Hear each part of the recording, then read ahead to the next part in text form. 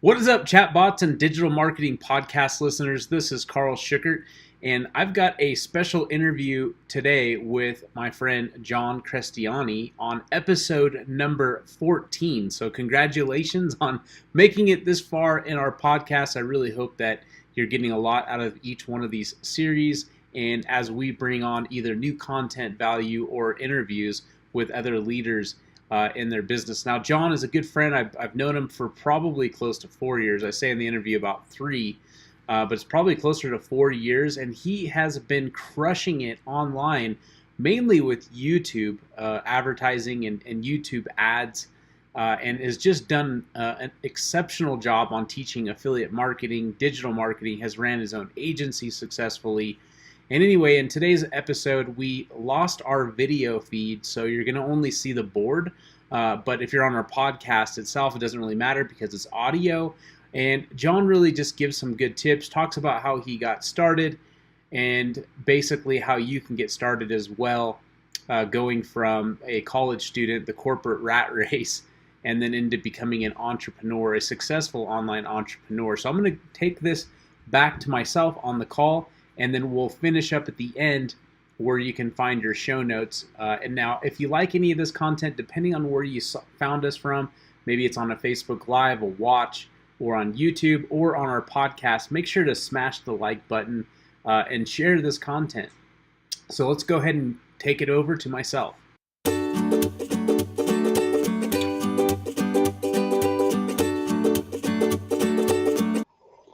What is up, chatbots and digital marketing podcast listeners? This is Carl Schickert back again with another fantastic interview with my good friend John Crestani. I hope I said your last name right, John.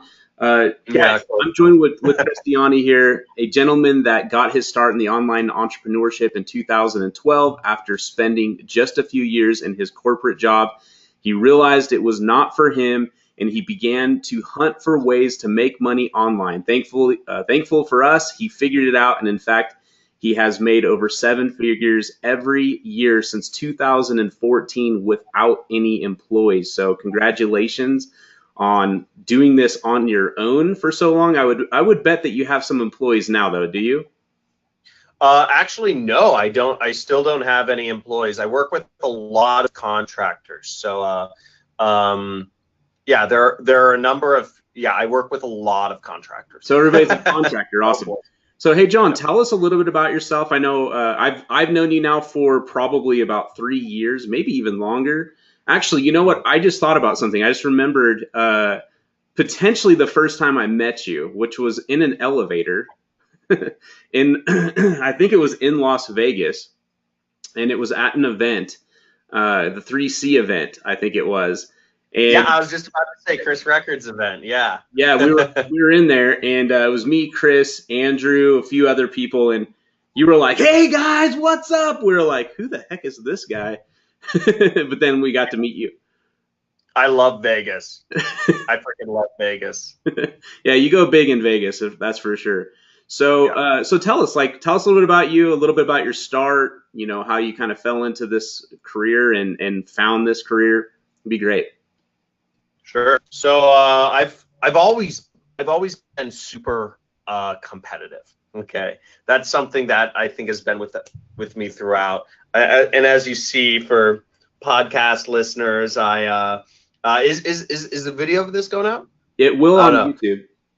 Okay, so I'm wearing my my soccer alumni hat here. So I've always been competitive, and once I got into college, I don't know. I just I had that bug to make money, but because that was kind of the next. I was never going to be a pro athlete, and money seemed to be the next thing that guys who aren't, like Adonises do. So I was like, okay, let's make money.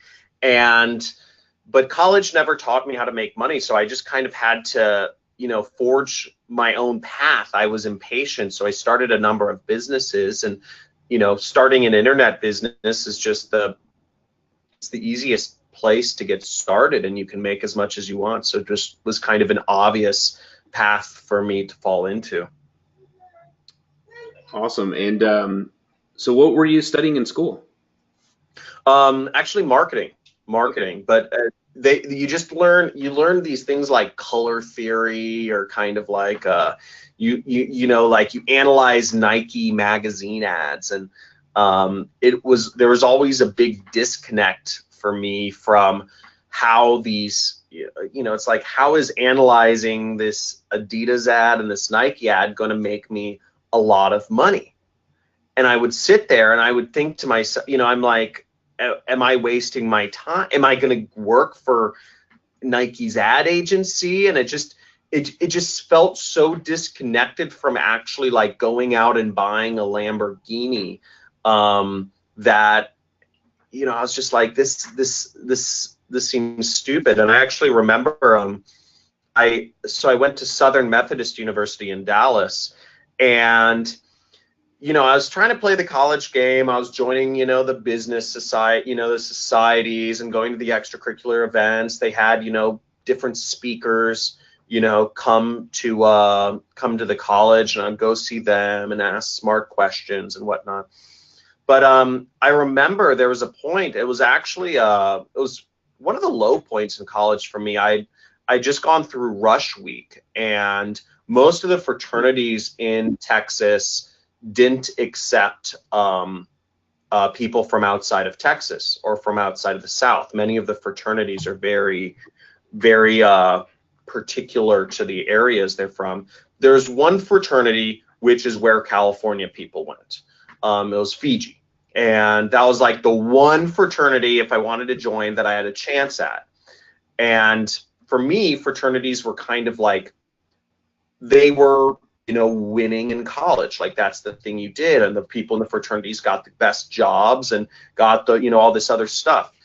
And long story short, but I didn't get into this fraternity. And you have to do a lot of ass kiss. The problem was I didn't do enough ass kissing. I didn't do enough basically bitch work for the guys who were already in.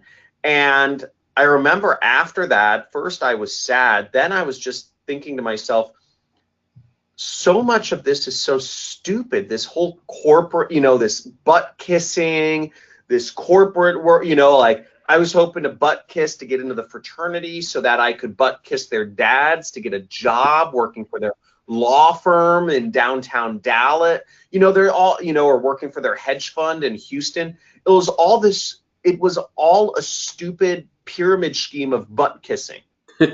And it was. I was just like, where is the value being added to the world? This seems so stupid. And I'd say it was at that point where I was just like, what, this whole,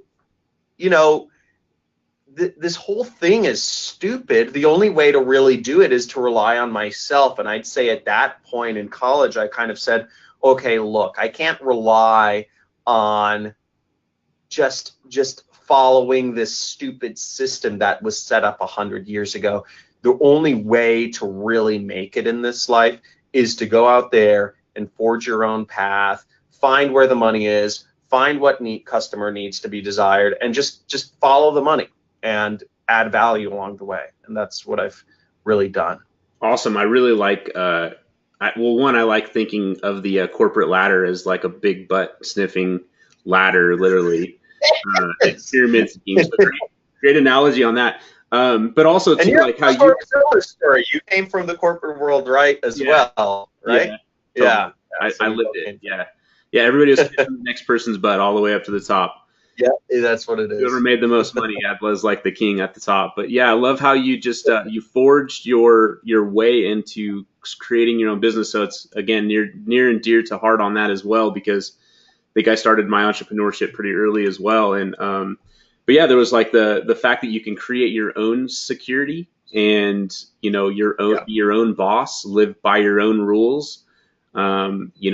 Create. That's what I love about this. We were talking a little bit before this call, and you're talking about being the teacher and how our teaching is better than the school system, practically. So that's what people pay us for. That's why we help people and people build their business. So that's one thing I really love about it. when you first got started, was it easy? Did you just take off right away, or did you run into some stumbling blocks?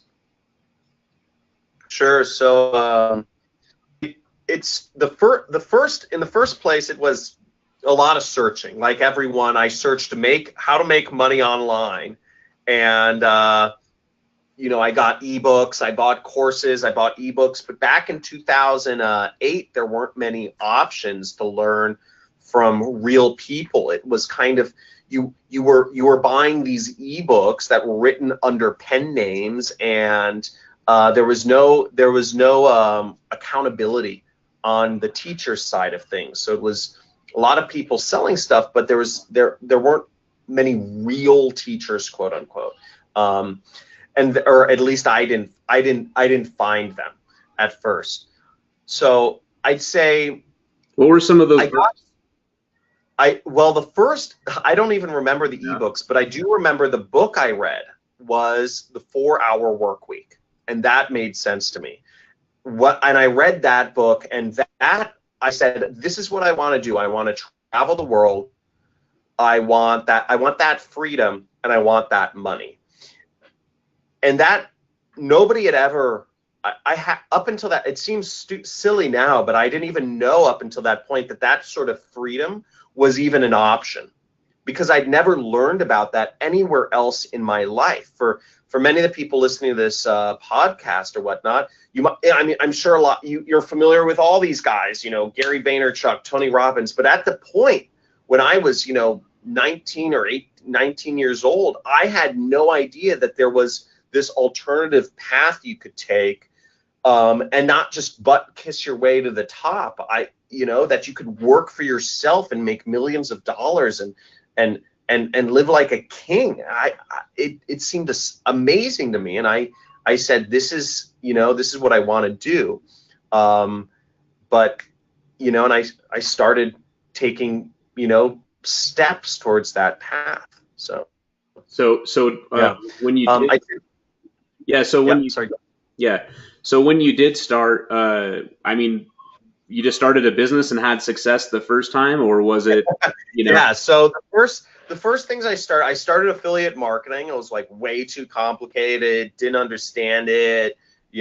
Some people were using websites. I can't program for butt kiss. So what I started doing, I tried a number of internet things, but what I landed on was I had always been friends with the international students at my college. Or I know Japanese. I speak Japanese, so that's something. I think you speak Japanese as well. So I'd always been friends with those Japanese and the international students. So I started selling them tutoring services. It was like the first, just they needed people to help, edit or proofread essays and, homework. So I was like a highly paid tutor for a little bit, and I got a lot of business that way. And then I started, this is something I don't talk about much. So, but I started an essay writing service. I was writing essays for $40 a page. Okay, it was like, it varied between $25 to $50 a page, depending on how nice the guy's car was. And some of these Asian international students, they're driving like BMW M3s. This one Chinese kid had an R8, like his dad owned a big factory or something, I guess. So I charged him $50 a page. This is like 250 words. So that was a good business, but it wasn't scalable. And so that worked immediately, but it wasn't necessarily a scalable business. Now I tried to make that scalable. I started a service called YourEssayWriter.com, actually, and I tried to create a software, and I tried to create a marketplace to connect like educated, like Nebraska, college educated people in the Pacific Northwest who didn't have any work with Asian international students. But the problem was, while I was making money tutoring, I lost a ton of money on software development. I lost every dollar I made tutoring, I lost, trying to turn it into a scalable business. And I also lost because just massive, there were refunds and all this stuff, because if a student got a B, if they were paying me in person, they couldn't charge back. Right. But if that student got a B plus, it wasn't good enough. It's not good enough in China or for Asians to get a B plus. So I would get a refund or a chargeback from students after I'd already paid the mom in Nebraska. And or I would get late orders because one of the people I was paying said, oh, I don't feel comfortable writing this whole thing. I'm comfortable editing it. So I just had all these issues, and I lost every dollar I had made doing tutoring. So I felt like I never really had a business. But the positive point was I was making money. And I think making money when you start, even if it's not scalable, is so important to getting your confidence up as an entrepreneur to allow you to get things to that next level. It doesn't need to be scalable at first. It just needs to be making money. And I think that's an important way to start. Yeah, no, that's a really good tip, I think, for listeners, especially.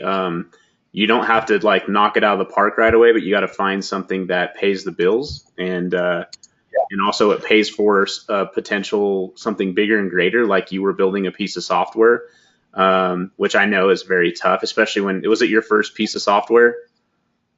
Yeah, and I've tried a couple times. It's always failed. So it's been a great way to lose a lot of money. You've built software, and you've done a great job with what you've built. But it was way too complicated.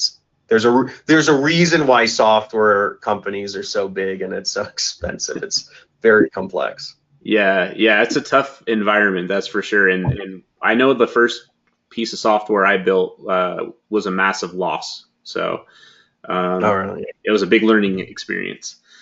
So also I wanted to bring this up. I don't like to talk about, I don't think it's negative because the way you handle it. But I also want to bring this up is that recently you lost your home in a fire, and I think there's a lesson there. Like you had a beautiful post. I didn't look it up, but I know you mentioned that you've got a beautiful home up in Malibu. You just bought it, I think, because we spoke at an event in Vegas recently, and you're telling me like, yeah, I'm out here now, and I was like, wow, Malibu Hills, beautiful area. I've been there before. I know it, and you're telling me about it, and then shortly after that, you had a fire. And there was these big fires in California this last year, unfortunately wiped out so many homes, and even in some of these beautiful locations like Malibu. But what I really think was beautiful, the bright side about it, was the way that you handled it. Like you were like, hey, my family is safe, and that's all that matters. We're going to rebuild, and just the way that you handled it. I mean, have you done some like personal development, or do you have like certain belief systems that you follow that maybe could help other people as far as, things that are tragic happen to us all the time, but sometimes everybody handles it differently. I really admired the way that you handled it. I don't know if there's anything you can talk about mindset or anything like that you kind of live by. Yeah. So, so we had actually bought, it was really cool. We had bought our dream property. It was a horse property up in Malibu, just, as you said, last year. We hadn't even lived in it for 3 months, but it was gorgeous because it was overlooking. We were right up against. I like you. I like nature, so we were right up against Malibu Creek State Park, which is just basically like the wilderness. And there's coyotes out there. There's deer that slept in our backyard around the hill. There's mountain lions. There's over a dozen mountain lions and all sorts of things. It's really exciting being out there. I'd see the shooting stars every night. We had a big jacuzzi way out in our property. It was just like really gorgeous, and it was outside of the city. And I think it was a great, it's in a good school district, obviously, Malibu. So we were all set, and not even 3 months in, what you're referring to is the Woolsey fire just destroyed us. Fortunately, we got all of our animals out, but we weren't able to get any of our belongings out. We actually, it came on so fast. It jumped the freeway, and it was just, at our place, the winds were 70 miles an hour, and they were just, the embers were hopping over mountain ranges. So it took every house on our block except for one, randomly enough. Now, yeah, I'd say what happened after that, everywhere we went, people we'd get what I call the pity party. People would say, "Oh, I'm so sorry about your house. That must be so awful. Oh, you know what? You must, like this is all." And the way, I don't know, for me it was, I understand that people see an event and they get really sad, but I've never been one to victimize myself. And I don't think victimizing yourself is good. I believe, and I see this because I train, I'm a teacher. I teach people, I teach people online marketing. And one of the major things I see of success is that the people who succeed are not the ones that are constantly talking about how they're victims of their circumstances. And I've always believed in a person's ability to do whatever they want. I find the least successful people are the ones who make the biggest excuses, because we can always say we're a victim of our circumstances. And it's funny, people really get, and I see this all day long, people get really passionate. They'll get angry sometimes if you challenge that they're not a victim. You say, well, your wife's sick, and yes, you have arthritis, but you can still become successful. You can still do this. And I see people get angry and they say, no, look, you don't know what it's like. I don't have the time. I have to do this. I have to do. And I think our culture of excuses is so crazy. And I mean, for me, I grew up with my grandparents. Both my grandparents fought in World War II. And I grew up with stories of my grandparents fighting in World War II. These are guys that were shipped away for years on like malaria. My one grandpa was in like malaria infested islands. They didn't get enough food to eat. I mean, their buddies were dying, like every week. Like not dead. I'm not talking like their buddy lost $100 on Facebook. Yeah, no, they're dead. I'm not talking that they had to learn, a new language. They literally had to learn new languages in the span of weeks, and and my other grandpa was in in Europe, and it's like there's like Nazis like trying to kill you every day. Yet the things we have, it so easy compared to that.